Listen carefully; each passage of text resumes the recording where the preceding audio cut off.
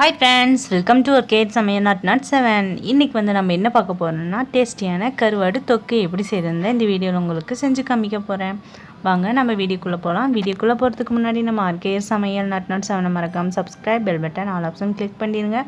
அப்பதான் நான் போடுற வீடியோ உங்களுக்கு நோட்டிஃபிகேஷன்ல வந்து சேரும். இந்த வீடியோவை ஸ்கிப் பண்ணாமல் ஃபுல்லாக பாருங்கள். அப்போ தான் நான் எப்படி பண்ணுறதுன்னு தெரியும். இந்த வீடியோ ஃபுல்லாக பார்த்துட்டு பிடிச்சிருந்துச்சுன்னா உங்கள் ஃப்ரெண்ட்ஸுங்களுக்கு இதை ஷேர் பண்ணுங்கள். ஓகே, வாங்க நம்ம வீடியோக்குள்ளே போகலாம். இன்றைக்கி வந்து நான் சின்ன கருவாடு அதை வச்சு நான் வந்து இந்த கருவாடு தொக்கு செஞ்சு எடுத்துருக்கிறேன். இது வந்து சாதத்துக்கு வச்சு சாப்பிடும் போது அவ்வளோ டேஸ்ட்டாக இருக்குங்க. அதே மாதிரி 1 வீக் கூட வச்சு நீங்கள் இது யூஸ் பண்ணலாம். ஃப்ரிட்ஜில் ஸ்டோர் பண்ணி வச்சிட்டிங்கன்னா இது வந்து கெடாமல் அப்படியே இருக்கும் ஒரு 1 வீக்குக்கு. ஓகே, வாங்க இது எப்படி செய்கிறதுன்னு பார்க்கலாம். ஃபஸ்ட்டு வந்து ஒரு கடாயில் ஒரு 150 ml ஆயில் விட்டுக்குங்க. ஆயில் நல்லா காஞ்ச பிறகு கடுகு, கடலைப்பருப்பு, வெள்ளை உளுந்து அதை நல்லா 3 நல்லா பொரிய விடுங்க. அது நல்லா பொரிஞ்ச பிறகு ஒரு 1/2 டீஸ்பூன் சோம்பு நாம் இதில் ஆட் பண்ணிக்கலாம்.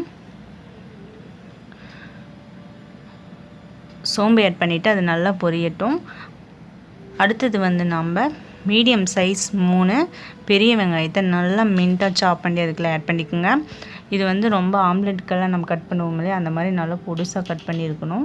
கூடவே ஒரு கட்டி பூண்டு அதையும் இதே மாதிரி நல்லா குட்டி குட்டியாக கட் பண்ணி அதுக்குள்ளே ஆட் பண்ணிக்கோங்க. இந்த வெங்காயம் பூண்டும் நல்லா வதங்கிடணும். கோல்டன் ப்ரௌன் கலரில் நல்லா வதங்கிடணும். அடுத்தது தான் நம்ம மித்த இன்க்ரீடியன்ட்ஸ் எல்லாம் ஆட் பண்ணணும். ஓகே, இப்போ ஆனியனும் நம்ம பூண்டும் ஆட் பண்ணியாச்சு. இப்போ வந்து இதை வந்து நல்லா கோல்டன் ப்ரௌன் கலரில் வர மாதிரி நல்லா வதக்கி விடலாம். கூடவே கருவேப்பிலையும் நம்ம ஆட் பண்ணிக்கலாம். ஓகே, இதை நல்லா அதோட ஈரப்பதமெல்லாம் போகிற மாதிரி நல்லா வதக்கி விடுங்க. ஓகே, இப்போ இது வந்து நல்லா வதங்கிருச்சு. இப்போ வந்து மீடியம் சைஸ் ஒரு 5 தக்காளி இதை வந்து நல்லா பிளெண்ட் பண்ணி எடுத்துக்கலாம். அரைச்சி கொண்டு வந்து எடுத்துருக்கிறேன்.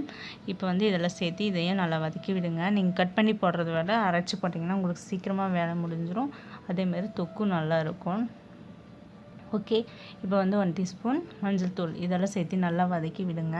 இந்த தக்காளி வந்து நல்லா எண்ணெய் கொஞ்சம் லைட்டாக பிரிஞ்சு மேலே வரட்டும்.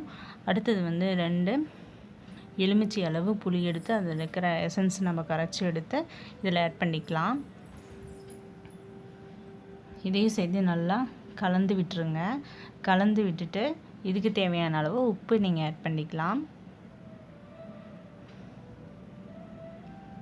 உப்பு கொஞ்சம் கூடவே போட்டுக்குங்க. ஏன்னா வந்து புளி கொஞ்சம் அதிகமாக சேர்த்திக்கிறதுனால உப்பு லைட்டாக போட்டிங்கன்னா பத்தாது. அதனால் நீங்கள் கொஞ்சம் அதிகமாகவும் சேர்த்திக்கலாம்.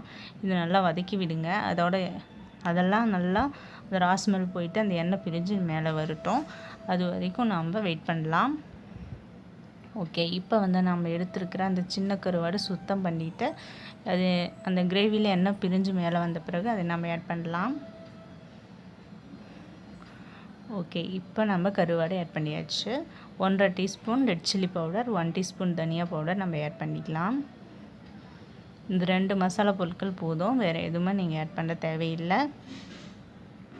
ஓகே, இதை வந்து ஒரு 2-3 நிமிஷத்துக்கு நல்லா வதக்கி விடுங்க. அதில் இருக்கிற ஈரப்பதமெல்லாம் நல்லா போன பிறகு அது லைட்டாக எண்ணெய் பிரிஞ்சு மேலே வரும்.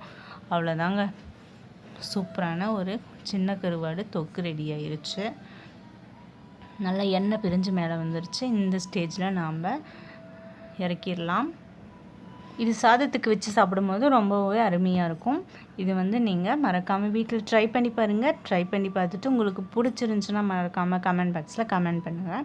இதே மாதிரி வேறு ஏதோ ரெசிபி உங்களுக்கு தேவைப்பட்டால் நம்ம RKR SAMAIYAL not 7 மறக்காமல் subscribe bell button all option click பண்ணிடுங்க. வேறு ஏதோ ரெசிபி தேவைப்பட்டால் நீங்கள் கமெண்ட் பாக்ஸில் கமெண்ட் பண்ணுங்கள். ஓகே, இதே மாதிரி இன்னொரு நல்ல வீடியோவோடு நம்ம மறுபடியும் சந்திப்போம். ஓகே, பாய்.